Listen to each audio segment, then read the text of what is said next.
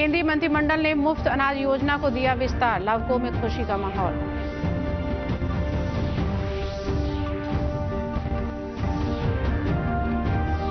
PFI पर राजनीतिक दलों की प्रतिक्रिया, सुशील मोदी ने जताई आपत्ति।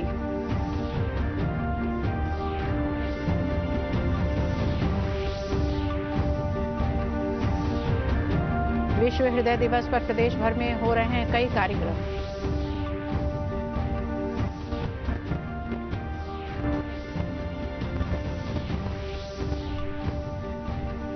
और बांका में जिला स्तरीय युवा उत्सव कार्यक्रम का आयोजन।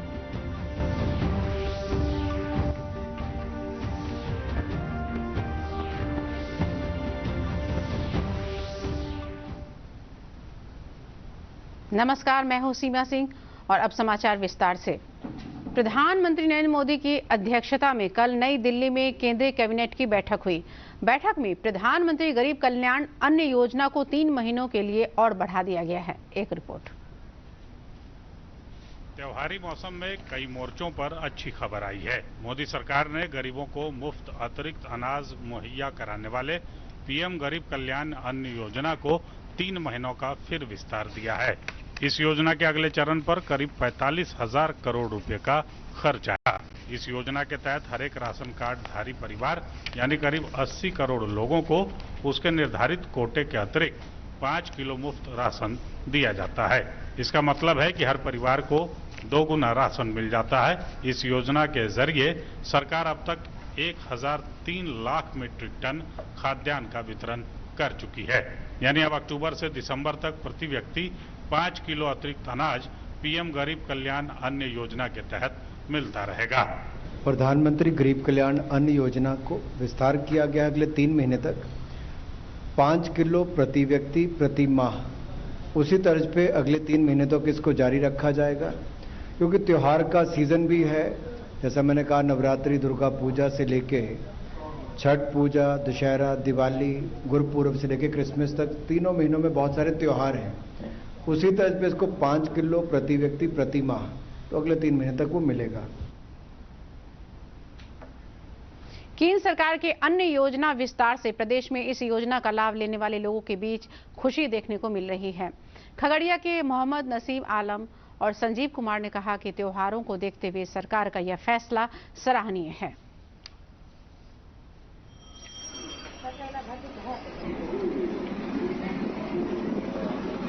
ये तो असली मोदी जी का सच्चा विकास है, सबका साथ सबका विकास।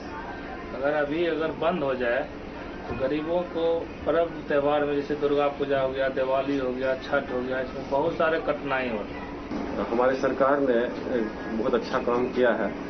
ये राशन 3 महीना का बढ़ा के, इससे गरीबों को बहुत फायदा होने वाला है। ये 3 महीना, 1 महीना में पर्व, बहुत सारा पर्व है, एक ही साथ बहुत सारा, उससे बहुत सा सहयोग मिलेगा गरीब को। मुजफ्फरपुर जिले में भी इस अन्न योजना विस्तार को लेकर इसका लाभ लेने वाले काफी खुश हैं और प्रधानमंत्री नरेंद्र मोदी को धन्यवाद दे रहे हैं। जी, कोरोना टाइम में जो चालू किए थे बहुत राहत मिला, उससे बहुत अच्छा हुआ। जो 10 किलो मिलता था, 5 किलो मिलता था, वो 10 किलो मिल गया, तो 5 किलो फ्री में मिला, अच्छा हुआ। और फिर से 3 महीना बढ़ा दिए हैं तो और बेहतर हो गया सर। मुफ्त में राशन देने की बात हुई है। जिस समय लॉकडाउन शुरू हुआ उस समय यह साहसिक कदम प्रधानमंत्री जी के द्वारा उठाया गया।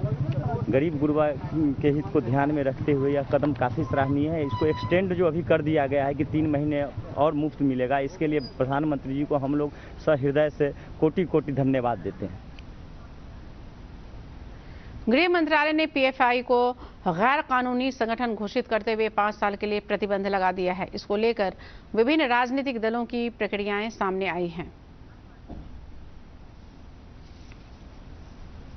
पीएफआई के तरह जितने भी संगठन हैं, इंक्लूडिंग आरएसएस, सब पर प्रतिबंध लगाइए।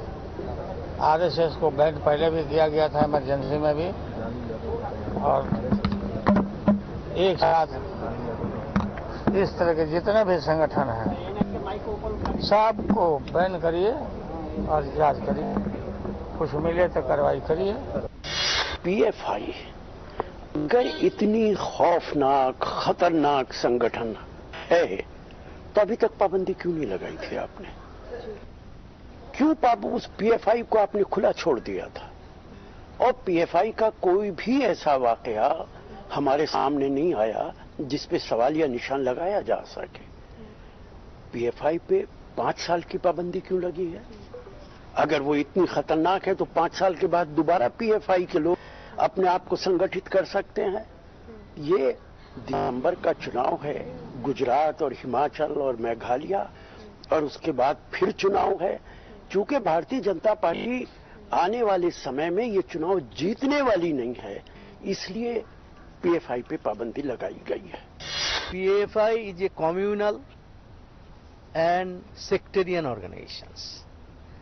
They are spreading communal virus in the country as RSS is doing. There is no difference. One is talking of Islamic State, one is talking of Hindu State. And if you want to ban, you have to ban such other organizations are there. Hindu Sanatana organizations are there. Other communal organizations are there. So you cannot only select one. ये ban इसलिए हम support नहीं कर सकते क्योंकि चंद individual अगर कोई crime करते हैं तो उस बिना पर अगर आप ऑर्गेनाइजेशन को बैन करेंगे, सुप्रीम कोर्ट ने क्या कहा कि mere association with an organization is not enough to convict someone. ये जो ड्रैकोनियन बैन जो लगाया गया है, ये मुस्तकबिल के लिए एक डेंजरस चीज है।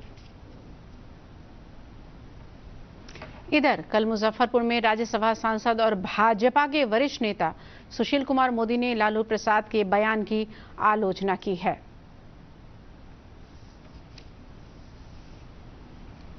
लालू यादव का जो बयान आया बहुत ही आपत्तिजनक बयान है। पीएफआई की तुलना कर रहे हैं आरएसएस के साथ। आरएसएस से किसी का वैचारिक मतभेद हो सकता है, लेकिन उसकी देशभक्ति पर किसी को कोई संदेह नहीं हो सकता। और ये पीएफआई एक आतंकी संगठन है जिसके सीरिया, इराक, अफगानिस्तान, बांग्लादेश, इन देशों के जो आतंकवादी संगठन है इसके साथ इनके संबंध है। ये वही पीएफआई है देखिए मेरा हाथ जिसको कांग्रेस ने आपके आगे नहीं आ रहा, मेरा फ्रेम खराब प्रश्रय देने का काम किया। 2013 से 17 के बीच में लगभग 160 एफआईआर जिसमें पीएफआई के करीब 1600 लोग शामिल थे, उनके केस को विड्रॉ कर लिया गया। एक वर्ग विशेष का वोट लेने के लिए देश के तमाम प्रमुख दल, महागठबंधन के नेता और ये पीएफआई के समर्थन में खड़े दिखाई पड़ रहे हैं।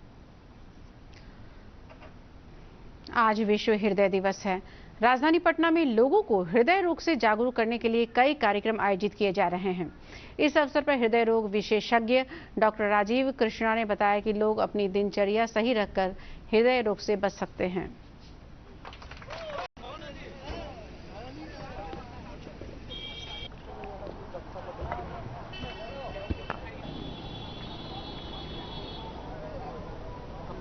एक दिन के लिए नहीं है, एक दिन सिर्फ अवेयरनेस क्रिएट करने के लिए। इसको डेली मनाना है, हर दिन इसको जीवन शैली का एक अंग बना लेना है कि डेली आधे घंटे वॉक करें, कुछ ऐसी वर्जित चीजें हैं जिनसे परहेज करें ताकि आपका शरीर हेल्दी रहे। हार्ट हेल्दी रहेगा तो सारा शरीर हेल्दी रहेगा। लखीसराय जिले में विश्व हृदय दिवस पर आईएमए और विभिन्न सेवा संस्थानों की ओर से हृदय रोग के प्रति जागरूक करने के लिए रैली निकाली गई। इस अवसर पर हृदय रोग विशेषज्ञ डॉक्टर विनीत कुमार ने कहा कि दुनिया में हृदय रोग तेजी से बढ़ रहे हैं। कराने में बहुत ज्यादा पैसा लगता नहीं। अभी हम देख पा रहे हैं कि युवाओं में हार्ट डिजीज का रिस्क बढ़ रहा है। इसका एक बहुत बड़ा रिस्क है कि स्मोकिंग का बढ़ना या अल्कोहल अब्यूज़ या ड्रग अब्यूज़ या सब्सटेंस अब्यूज़ का बढ़ना। अल्कोहल को रोकें, स्मोकिंग को रोकें। इस बुलेटिन का सीधा प्रसारण आप हमारे YouTube channel DD news Bihar पर देख सकते हैं। हमारे YouTube चैनल तक पहुंचने के लिए अपने मोबाइल से स्क्रीन पर दिखाए जा रहे QR कोड को स्कैन करें और DD बिहार से प्रसारित होने वाले समाचार देखें। इसके अलावा ट्विटर और फेसबुक पेज पर भी ताज़ा तरीन समाचार और सूचनाएं उपलब्ध हैं। युवा कार्यक्रम खेल मंत्रालय भारत सरकार के तत्वावधान में नेहरू युवा केंद्र बांका द्वारा जिला स्तरीय युवा उत्सव कार्यक्रम का आयोजन किया गया। कार्यक्रम की अध्यक्षता जिला युवा अधिकारी श्रवण कुमार सहगल द्वारा की गई। कार्यक्रम के मुख्य अतिथि जिला पदाधिकारी अंशुल कुमार ने कहा कि युवा उत्सव युवाओं के लिए बड़ा मंच है, जिसमें जीतने वाले प्रतिभागी को राज्य स्तर पर प्रतियोगिता में भाग लेने का अवसर मिलेगा।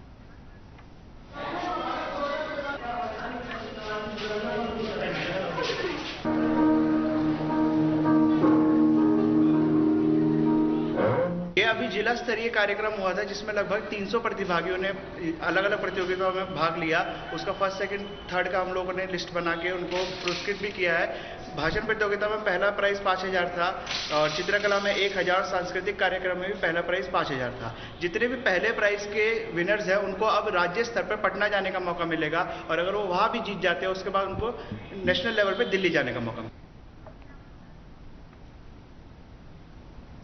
दशहरा के मौके पर राजधानी पटना के गांधी मैदान में रावण वध की तैयारी चल रही है। इस बार 70 फीट के रावण को जलाया जाएगा। गया, सासाराम और डीडी के कारीगर रावण, कुंभकर्ण और मेघनाथ के पुतले को बनाने में जुटे हैं।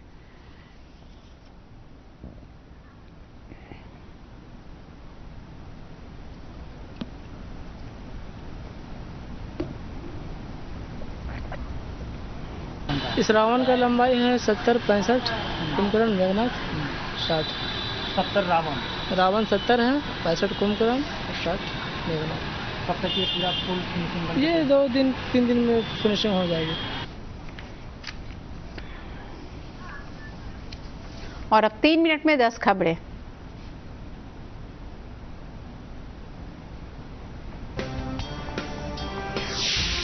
प्रधानमंत्री नरेंद्र मोदी आज गुजरात के अहमदाबाद में नरेंद्र मोदी स्टेडियम में 36वें राष्ट्रीय खेल का शुभारंभ करेंगे।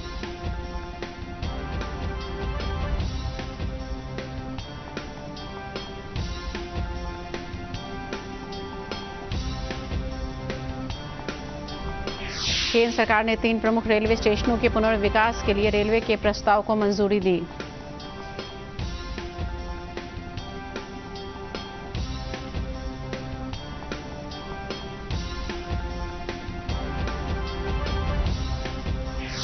पर्यावरण मंत्री भूपेंद्र यादव ने दुबई में वर्ल्ड ग्रीन इकोनॉमी समिट में कहा कि भारत कूलिंग एक्शन प्लान बनाने वाला पहला देश।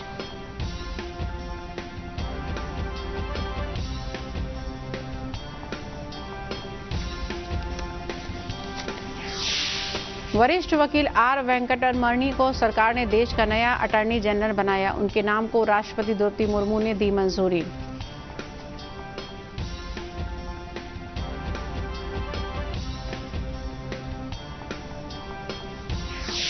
केंद्र सरकार ने सेवानिवृत्त लेफ्टिनेंट जनरल अनिल चौहान को देश का नया चीफ ऑफ डिफेंस स्टाफ नियुक्त किया।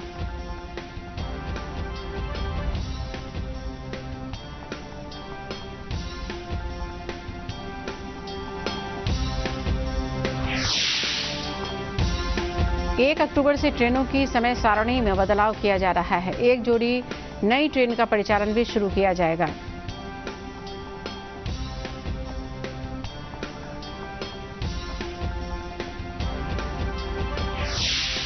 मुख्यमंत्री नीतीश कुमार ने अधिकारियों को निर्देश दिया है कि भूजल स्तर पर विशेष निगरानी रखें।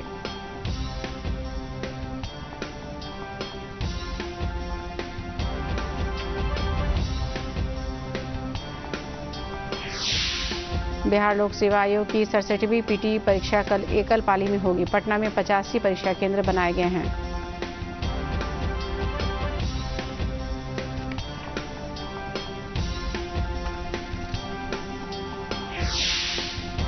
बेगूसराय न्यायालय ने फिल्म निर्माता एकता कपूर और शोभा कपूर को एक वेब सीरीज को लेकर वारंट जारी किया है।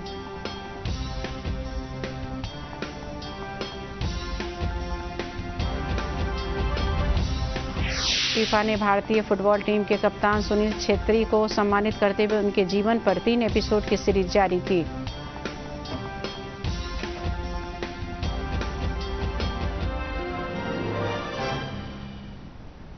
अंत में बुलेटिन के मुख्य समाचार एक बार फिर।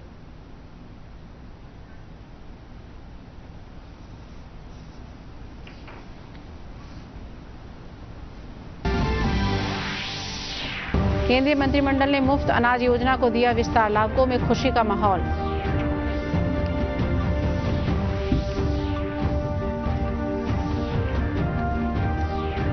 पीएफआई पर राजनीतिक दलों की प्रतिक्रिया, सुशील मोदी ने जताई आपत्ति।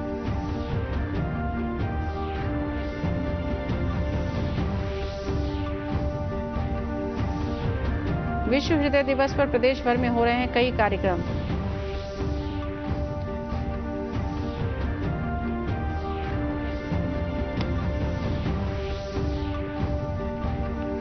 और बांका में जिला स्तरीय युवा उत्सव कार्यक्रम का आयोजन।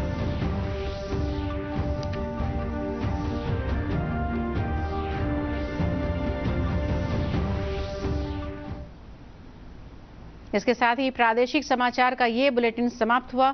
उर्दू में बुलेटिन बस अब से कुछ ही देर बाद।